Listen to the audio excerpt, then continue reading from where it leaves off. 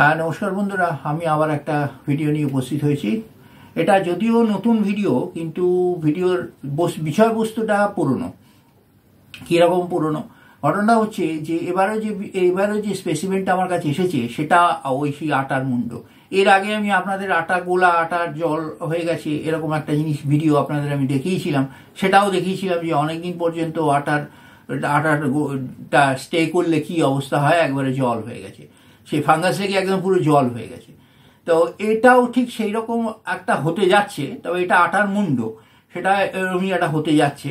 তো সেই অবস্থা থেকে নিয়ে আসা হয়েছে। আমি যদি আপনাদের ল্যাবে নিয়ে যাই, তাহলে আপনারা দেখতে পাবেন যে সেটা একবার পুরো সবুজ হয়ে গেছে। আটার গোলাটা পুরো, আটার মন্ডটা পুরো সবুজ হয়ে গিয়ে ফাঙ্গাসে ছেয়ে গেছে। তো এখন বক্তব্য হচ্ছে যে এইগুলো কেন হচ্ছে, আপনাদের আমি বলেওছি আগের বারে যে কেন হচ্ছে সেটা বলেছি। তা এবারেও সেটা আমি আপনাদের আবার একটা ভাবে বুঝিয়ে বলার চেষ্টা করি যে কেন এটা হচ্ছে। আপনারা একটা জিনিস সবসময় মনে রাখবেন যে কোনো খাদ্যবস্তু সাধারণত দু রকমের হয়। একটা হচ্ছে সেটা প্রিপেয়ার্ড, অর্থাৎ বাজার থেকে কিনে নিয়ে আসছেন, আর একটা আপনারা বাড়িতে, আর একটা গ্রুপ হচ্ছে আপনারা বাড়িতে তৈরি করছেন। এই যেমন রুটি, ভাত, তরকারি, মাংস, মাংস, তরকারি, এগুলো সবই কিন্তু আপনারা বাড়িতে তৈরি করছেন। এই বাড়িতে যেগুলো তৈরি করছেন সেইগুলো সাধারণত 24 ঘন্টা থেকে 48 ঘন্টার মধ্যে আপনাদের খেয়ে ফেলতে হবে। যদি ফ্রিজে রাখেন তাহলে 48 ঘন্টা, আর যদি ফ্রিজে না রাখতে পারেন তাহলে 24 ঘন্টার মধ্যে আপনাদের এটা খেয়ে ফেলতে হবে। তার কারণ দুটো। এক, এখন অসম্ভব গরমকাল, এবং বাংলাদেশের যে গরমকালটা পড়ে, বাংলাদেশ বা পশ্চিমবঙ্গতে যে গরমকালটা পড়ে, সেই গরমকালটা অত্যন্ত হট এবং হিউমিড। মানে আমি এখনই ভিডিও করতে করতে ঘামছি। তো এই হট এবং হিউমিড ক্লাইমেট, এই হট এবং হিউমিড ক্লাইমেটটা সাধারণত ফাঙ্গাস, ব্যাকটেরিয়া, ভাইরাসের সব থেকে প্রিয়। এবং এদের মধ্যে, এই খাদ্যবস্তুগুলোর মধ্যে সব থেকে তাড়াতাড়ি অ্যাটাকটা হয় ফাঙ্গাসের, এবং খুব ফাস্ট গ্রোথ হয় ফাঙ্গাসের। এবং ফাঙ্গাস অত্যন্ত বহু দূর পর্যন্ত যেতে পারে এবং চট করে খাদ্যবস্তুগুলোকে অ্যাটাক করতে পারে। তো সেই জন্য এগুলোর লোভনীয় জিনিস হচ্ছে, মানে এইসব বস্তুগুলো সহজেই ফাঙ্গাসের লোভনীয় বস্তু হয়ে পড়ে বা লোভনীয় খাদ্য হয়ে পড়ে। তার মধ্যে আমাদের খাদ্যবস্তুর মধ্যে 3 রকম ভাগ আছে। একটা হচ্ছে কার্বোহাইড্রেট, যেটা শর্করা জাতীয় বা সুগার জাতীয়। একটা হচ্ছে প্রোটিন, যেটা মাছ, মাংস এগুলোর থেকে পাওয়া যায়। আর একটা হচ্ছে ফ্যাট। কার্বোহাইড্রেট এবং প্রোটিন সাধারণত খুব তাড়াতাড়ি ফাঙ্গাস আক্রান্ত হয়ে যেতে পারে। কেন হয়ে যেতে পারে? কারণ কার্বোহাইড্রেট এবং প্রোটিন দুটোই ফাঙ্গাসের খাদ্যবস্তু। খুব অ্যাট্রাকটিভ এবং খুব লুক্রেটিভ একটা খাদ্যবস্তু, খুব লোভনীয় খাদ্যবস্তু, যার ফলে এটাতে খুব তাড়াতাড়ি এগুলোতে অ্যাটাক করে। মানে 3-4 দিন হয়ে গেলেই অ্যাটাক করে যাবে, ফাঙ্গাস অ্যাটাক করে যাবে। এবার পরিষ্কার দেখতে পাবেন তার অ্যাপিয়ারেন্সটা চেঞ্জ হয়ে গেছে, তার গন্ধটা চেঞ্জ হয়ে গেছে, তার বর্ণ চেঞ্জ হয়ে গেছে, এবং তার টেস্ট অবশ্যই চেঞ্জ হয়ে গেছে। টেস্ট করতে যাবেন না, টেস্ট স্বাভাবিক চেঞ্জ হয়ে যাবে। তো সুতরাং আমি আর একটা কথাও আপনাদের বলেছিলাম যে ফাঙ্গাস ধরেছে, এটা বোঝার উপায়টা কি? ফাঙ্গাস ধরেছে এটা আমি বুঝবো কি? আমার কাছে মাইক্রোস্কোপ নেই, ল্যাব নেই, ঠিক আছে, ওকে, নো প্রবলেম। মানে ফাঙ্গাস বুঝতে পারবো কি করে? আমরা প্রথমে তার অ্যাপিয়ারেন্সটা দেখব। নাক দিয়ে শুঁকতে আগে যাবেন, আগে তার অ্যাপিয়ারেন্সটা, দূর থেকে তার অ্যাপিয়ারেন্সটা দেখবেন যে কিরম দেখতে লাগছে। ন্যাচারালি আটার মুন্ডটা কিরম দেখতে হয়, এবং আমার এই আটার মুন্ডটা কিরম দেখতে হয়ে গেছে। আমি যখন আটাটা মেখেছিলাম তখন কিরম দেখতে ছিল, আর এখন কিরম দেখতে হয়ে গেছে। এইটাতেই আপনাদের প্রমাণ হয়ে যাবে যে ডাল মে কুছ কালা হয়। ডাল দেখতেই পাতা চলতা হয়, ডাল মে কুছ কালা হয়। তো সেই রকম আর এবার আমি যে কথাটা বললাম, নাক দিয়ে শুঁকতে যাবেন না, কারণ কেন বলেছি? ফাঙ্গাস যদি সেখানে ধরে থাকে, ফাঙ্গাস ইমিডিয়েটলি চেষ্টা করবে আর একটা নতুন হোস্ট খোঁজবার। ও একটা হোস্ট পেয়ে গেছে, immediately that fungus will try to go to another host, আর একটা হোস্টকে খুঁজে পাওয়ার চেষ্টা করবে। এবং আমাদের মানুষের শরীরের মতো বড় হোস্ট ও জীবনে পাবে না। তো সেইটা ও কি করবে? যেই আপনি নাক দিয়ে শুঁকতেই যাবেন, ওর গন্ধ বা কিছু যেই শুঁকতে যাবেন, মাইক্রোপোরগুলো সঙ্গে সঙ্গে এয়ারবর্ন হয়ে আপনার নাকের ভেতর দিয়ে খুব সহজেই লাংসে পৌঁছে যাবে। So that is the dangerous situation if you smell something fungal. মানে আপনার যখন সন্দেহ হচ্ছে, দূর থেকে দেখি সন্দেহ হচ্ছে যে এটা তো হতেই পারে, না, আর আপনি ওটাতে হাত দেবেন না, ওটা ইমিডিয়েটলি ডিসকার্ড করে দেবেন। কালার চেঞ্জ হয়ে গেছে, তার চেহারা চেঞ্জ হয়ে গেছে, নরম হয়ে গেছে, এইসব দেখছেন, সঙ্গে সঙ্গে সেটাকে চেঞ্জ করে দিন, আর সেটাকে খাওয়ার চেষ্টা করবেন না। এইবারে ব্যাপারটা হচ্ছে এইটাকে তাহলে কি করে আমরা জিনিসগুলো রাখবো?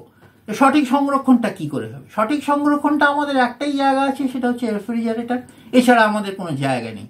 আবার আপনারা হয়তো ভাবছেন যে আমি বলছি রেফ্রিজারেটর রেখেছেন, ফাঙ্গাস হয়ে গেছে, এরকম অনেক সময় বলেছি আপনাদের। তা তার উপায়টা কি? তার উপায়টা হচ্ছে ওই যে বললাম 24 থেকে 48 ঘন্টা, এবং সেটা কমেও যেতে পারে, সেটা কমও হয়ে যেতে পারে। কীরকমভাবে কম হয়ে যেতে পারে? ধরে নিন আপনি 48 ঘন্টা রাখবেন বলে ঠিক করেছেন, ম্যাক্সিমাম 48 ঘন্টা, তো আপনি 48 ঘন্টা বলে রাখবেন বলে ঠিক করেছেন। সেই সময় 24 ঘন্টার মধ্যে বা এই 30 ঘন্টার মধ্যে, 30 ঘন্টা যে 26 ঘন্টা, 27 ঘন্টা, 28 ঘন্টা যেই পার হলো, লোডশেডিং হয়ে গেল, এবং 4-5 ঘন্টা লোডশেডিং হয়ে আবার ফ্রিজটা চালু হলো। ওই লোডশেডিং যে পিরিয়ডটা হয়ে রইলো, সেই পিরিয়ডটার মধ্যে কিন্তু, সেই পিরিয়ডটা কিন্তু, তাতে কিন্তু ঠান্ডাটা আস্তে আস্তে আস্তে আস্তে কমতে লাগলো। 1 থেকে 1.5 ঘন্টার বেশি ঠান্ডা থাকে না, ও কিন্তু ফ্রিজ আবার নর্মাল টেম্পারেচার হয়ে আবার গরম হয়ে গেল, রুম টেম্পারেচারে চলে গেল। এবার তারপরেই আবার ফ্রিজটা চালু হলো, ফ্রিজটা ঠান্ডা হতে শুরু করলো। এই যে চালু হলো ঠান্ডা হলো, চালু হলো ঠান্ডা, এবং এটা যদি অনবরত চলতে থাকে, লোডশেডিং হচ্ছে, দিনের মধ্যে 4-5 বার লোডশেডিং হচ্ছে, আবার কারেন্ট আসছে আবার যাচ্ছে, এরকম যদি হতে থাকে, তাহলে ওটি কিন্তু তখন আর রেফ্রিজারেটর নেই, ওটা তখন একটা ইনকিউবেটর হয়ে গেছে। ওটা তখন একটা সুইপ, এক ধরনের ইনকিউবেটারের কথা আমি আপনাদের বলেছিলাম যে ঠান্ডা গরম দুরকমই হয়, সেইরকম একটা ইনকিউবেটারে ফ্রিজ কিন্তু পরিণত হয়েছে তখন, সেই সময়টুকুর জন্য, মানে সেই দিনটার জন্য ফ্রিজ তখন একটা ওই ধরনের ইনকিউবেটারে পরিণত হয়েছে। তখন কিন্তু আপনার খাদ্যবস্তুর লাইফটা যেটা রেখেছেন, যেটা স্টোর করেছেন, সেটা কিন্তু তখন আর 48 ঘন্টা নেই, সেটা তখন কমে গেছে, সে কমে গিয়ে 12 ঘন্টায় নেমে এসছে হয়তো তার আয়ু।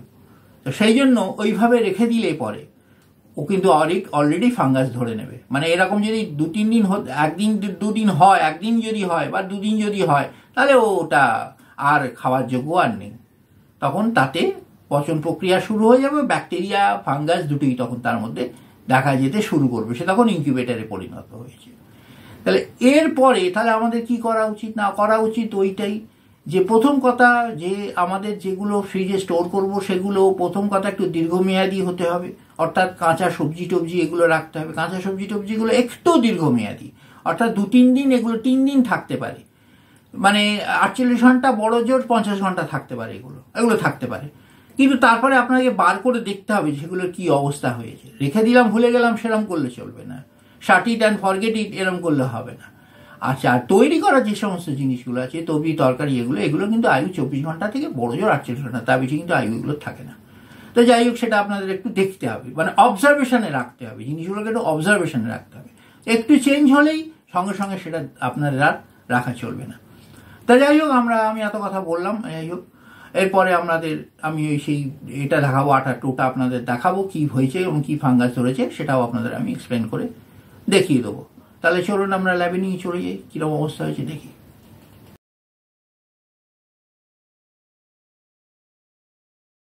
হ্যাঁ, নমস্কার বন্ধুরা, আমরা এসে গেছি ল্যাবে। এখানে আমাদের সামনে আপনি দেখতে পাচ্ছেন, এই ক্যামেরায় সামনে আমাদের সেই আটার স্পেসিমেনটা রাখা রয়েছে। এবার আমি ঢাকাটা খুলছি, চেহারাটা একবার দেখুন, আটার মুন্ডে চেহারাটা একবার দেখুন কিরকম অবস্থা, সবুজ রং হয়ে গেছে। হ্যাঁ, সবুজে সবুজ ভরা, আমাদের বসুন্ধরা সেই সবুজে সবুজ হয়ে গেছে আটার মুন্ডখানা। তো এবার এটা আমরা কিছুই না, রিসেকশন করবো, পুরোটা ফাঙ্গাস হয়ে গেছে। এটা এরকম জিনিস কখনো আপনারা নাকের কাছে নিয়ে আসবার চেষ্টা করবেন না, কখনো না। কারণ এর মাইক্রোপোরস গুলো যদি একবার উঠতে শুরু করে, আপনার ওই এতে যদি উঠতে শুরু করে, নাড়ায় যদি উঠতে শুরু করে, ইমিডিয়েটলি এগুলো কিন্তু নাকের মধ্যে ঢুকে যাবে, এবং সঙ্গে সঙ্গে হাঁচি শুরু হয়ে যাবে, হাঁচি কাশি শুরু হয়ে যাবে। যাই হোক, আমরা এখন এটাকে স্ক্র্যাপ করে নেবো, কারণ অনেকটা আমরা দূরে রয়েছি, সেই জন্য আমাদের খুব একটা অসুবিধা হবে না। এটা আমরা স্ক্র্যাপ করে নেবো একটুখানি, যে ফর্সেপই স্ক্র্যাপ হয়ে যাবে। এটা আমরা ফর্সেপই স্ক্র্যাপ হয়, এমন অবস্থা হয়ে গেছে এটার আর কিছু নেই। আমরা এখান থেকে দূর থেকে এটা স্ক্র্যাপ করে নিচ্ছি। পুরো ভেতরটা ফাঁপা হয়ে গেছে, ভেতরটা পুরো ফাঁপা, ভেতরটা কিচ্ছু নেই, পুরো ফাঙ্গাস খেয়ে নিয়েছে একদম ভেতরটা। এই দেখেছেন, পুরো ফাঙ্গাস খেয়ে নিয়েছে একদম। এবার আপনারা দেখতে পাবেন, এইখানটা আমি দেখাচ্ছি, এই দেখুন পুরো ভেতরটা ফাঁপা, ক্যামেরা দেখতে পাবেন ভেতরটা পুরো ফাঁপা, এই দেখুন ভেতরটা পুরো ফাঁপা, এই যে পুরো ভেতর ফাঁপা। আমি আরেকটু রিসেট করে নিচ্ছি, তাহলে আপনারা আরো ভালো দেখতে পাবেন। এটা লেয়ারটা বার করে দিচ্ছি, এই দেখুন পুরো লেয়ার হয়ে যাচ্ছে, এটা ফাঁপা, এই দেখুন ভেতর পুরো ফাঁপা, দেখতে পাচ্ছেন, কিচ্ছু নেই এটার মধ্যে। So this is the condition of the dough. এবার আমাদের রিসেকশন হয়ে গেছে। আমরা এখানে একটা ইস্ট আগারে ব্যবহার করছি, ইস্ট মিডিয়াম আমরা ব্যবহার করছি, which is very good for this type of মোল্ডস। তারপরে আমরা আসবো, এটা মোটামুটি কালকেই হয়তো আমি চলে আসবো, মানে 24 আওয়ার্সের মধ্যেই হয়তো আমি চলে আসবো, কারণ এটা যা পরিস্থিতি, ফাঙ্গাস তৈরি হয়ে গেছে। ও ইয়ে তৈরি হয়ে গেছে।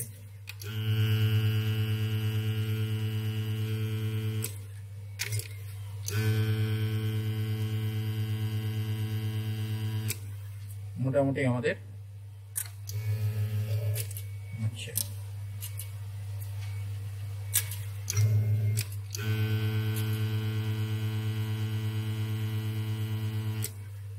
আমাদের 8 ml মতন দিয়ে দেওয়া হলো। এটা অলরেডি ফাঙ্গাস ছাড়তে শুরু করে দিয়েছে, তো সেই জন্য আমরা কালকেই ফার্স্ট ইনভেস্টিগেশন আপনাদের দেখিয়ে দিতে পারবো, অসুবিধা হবে না। So this is the dough condition, this is the condition of the dough. এটা কতদিন যে ছিল আমার সাবস্ক্রাইবার কিন্তু বলতে পারেননি, উনি বলছেন ছিল ছিল ছিল, হঠাৎ দেখছি এরকম। তো ছিল ছিল কতদিন ছিল ভগবান জানে। যাই হোক, মানে আমি বলি, আমি একটা কথা বলি যে স্যার আন্তনি ভান লিভিনহুকও জানেন না এটা কতদিন ছিল। উনি দেখলেই হয়তো বলবেন ও মাই গস, হ্যাঁ উনি দেখলেই বলবেন oh my gosh. So this is the condition. তাহলে আজকে এই পর্যন্ত, আমরা এটা ক্যাপ করে ফেলবো, এই পর্যন্ত।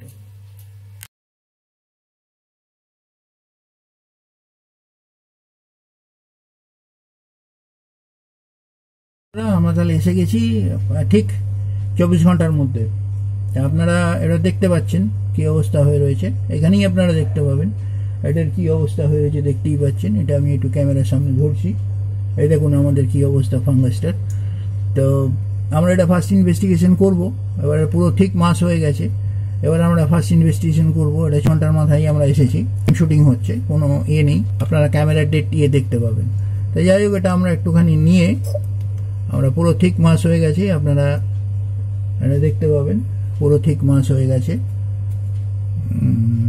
তো এটাকে আমরা কতটা ডাইলিউট করতে পারবো জানি না, তবে যাই হোক এটা মোটামুটি একটা জায়গায় আমরা নিয়ে আসছি। তাহলে এটা আমরা দেখতে পাওয়া যাচ্ছে যে এটা এই অবস্থা হয়েছে এখন। তাহলে এবারে আমরা এটা ফার্স্ট ইনভেস্টিগেশন করবো, এটা মাইক্রোস্কোপের তলায় নিয়ে যাবো, নিয়ে গেলে ফার্স্ট ইনভেস্টিগেশন করবো। তাহলে এই পর্যন্ত, তাহলে মাইক্রোস্কোপের তলায় নিয়ে যাই। আমাদের সামনে যে ফাঙ্গাসটা চলে এসছে, এটাও বট্রায়োব্যাসিডিয়াম, তবে এটার আর একটা নাম আছে, নামটা হচ্ছে বট্রায়োব্যাসিডিয়াম ইসাবেলিনাম। তো যাই হোক, এটা ওরকমই ধরনের জিনিস একটা, বট্রায়োব্যাসিডিয়ামের গ্রুপেরই জিনিস একটা, যেগুলো থেকে মাইক্রোপোরগুলো প্রচণ্ডভাবে বেরিয়ে আসে। এগুলা স্টেকিবাটাস আট্রা গ্রুপেরই এটা মাইক্রোটক্সিন। এগুলো সাধারণত খুব স্যাঁতস্যাঁতে দেওয়ালে পাওয়া যায়, এবং এটার বড় কলোনি একটা, এবং এই ধরনের খাবারে এগুলো চলে আসে। ড্যাম্প জাতীয় জিনিসের ফাঙ্গাস এটা, অনেক সময় আমরা লোকাল ভাষায় ড্যাম্প ফাঙ্গাসও বলে থাকি। তো এটা সেই ধরনেরই ফাঙ্গাস। এটা ইসাবেলিনামের বিরাট বড় কলোনি, যেখানে মাইক্রোস্পোরগুলো বেরোচ্ছে। এগুলো সবই মাইক্রোস্পোর এবং অত্যন্ত কন্টাইনিয়াস মাইক্রোস্পোর। এগুলো সোজা এই একটা কলোনি, একটা ছোটো কলোনি, ইসাবেলিনামের ছোটো কলোনি এটা। এই ধরনের মাইক্রোস্পোরগুলো প্রচণ্ডভাবে বাতাসে চলে ভাসতে শুরু করে এবং আমাদের নাকের মধ্যে দিয়ে সোজা লাংসে চলে যেতে পারে। এই কারণেই বলেছিলাম এই ফাঙ্গাসগুলো থেকে সাবধানে থাকতে। বিশেষ করে এগুলো বয়স্ক লোক এবং বাচ্চাদের যারা খুব ইনফ্যান্ট আছে তাদের খুব বেশি রকম ক্ষতি করে, এবং একটা জায়গায় পাওয়া গেছে যে এই ধরনের ফাঙ্গাস লাংস ব্লিড পর্যন্ত করিয়ে দিয়েছে, লাংসের মধ্যে হ্যামারেজ মতো করিয়ে দিয়েছে। তা যাই হোক, এগুলো সেই অবস্থা এটা। তা আমরা এটা দেখতে চান প্রচুর মাইক্রোটক্সিন আছে এবং প্রচুর মাইক্রোস্পোরগুলো দেখতে পাওয়া যাচ্ছে, এবং খুব মানে ফ্রেশ মাইক্রোস্পোর। এগুলো 24 ঘন্টার মধ্যেই যদি এত বড় হয়ে যায়, এত বেশি গ্রোথ হয়ে যায় ফাঙ্গাসটা, তাহলে বুঝতে পারা যাচ্ছে যে ফাঙ্গাসটা কতটা স্ট্রং। তো যাই হোক, এটাই হচ্ছে আমাদের ইসাবেলিনামের একটা পুরো রেখাচিত্র, ফার্স্ট ইনভেস্টিগেশন। এরপরে আমাদের ফ্লোরেসেন্স ইনভেস্টিগেশনও আছে, এবং আমাদের তার সঙ্গে আমাদের একটা এও পাওয়া যাবে, আমাদের মাইক্রোটক্সিন কী কী মাইক্রোটক্সিন আছে সেটা পাওয়া যাবে। লাইটটা অ্যাডজাস্ট করে, কন্ট্রাস্ট অ্যাডজাস্ট করে দেখা হচ্ছে মাইক্রোস্পোরগুলো কীরকম আছে। তাই এটা মোটামুটি আমাদের ইসাবেলিনামের রেখাচিত্র।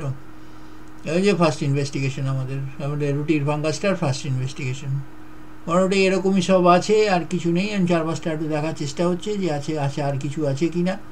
তাই মোটামুটি এইরকমই পাওয়া যাবে, আর বিশেষ কিছু পাওয়া যাবে না। তাহলে ফার্স্ট ইনভেস্টিগেশন রিপোর্ট এই পর্যন্ত।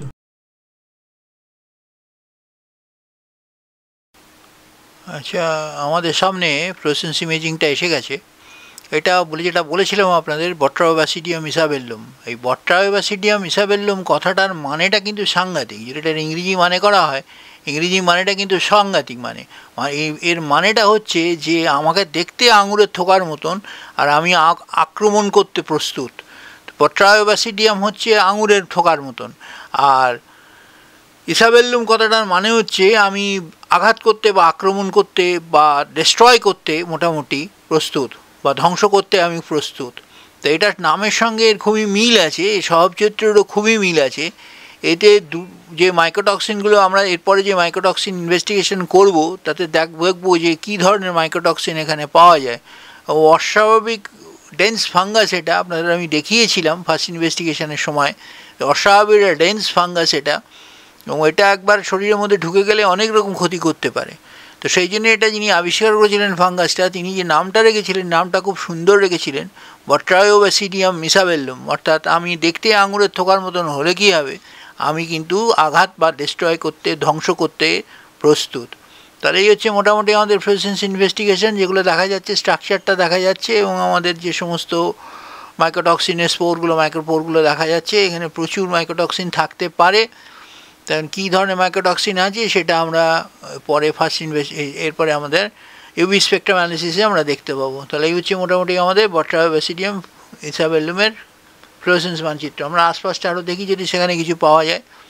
এখানে সমস্ত ইসাবেল্লুমের সমস্ত কলোনিগুলো দেখতে পাওয়া যাচ্ছে এবং ওর থোকার মতন ঝুলে রয়েছে। এটা মাইক্রোস্কোপটা একটু ফোকাস করার চেষ্টা হচ্ছে, এটা ফোকাস করা হচ্ছে, এবং এখানে আপনারা দেখতে পাচ্ছেন ইসাবেল্লুমের সমস্ত কলোনিগুলো এখন দেখতে পাওয়া যাচ্ছে। তাহলে মোটামুটি ফ্লুরোসেন্স ইনভেস্টিগেশন এই পর্যন্ত।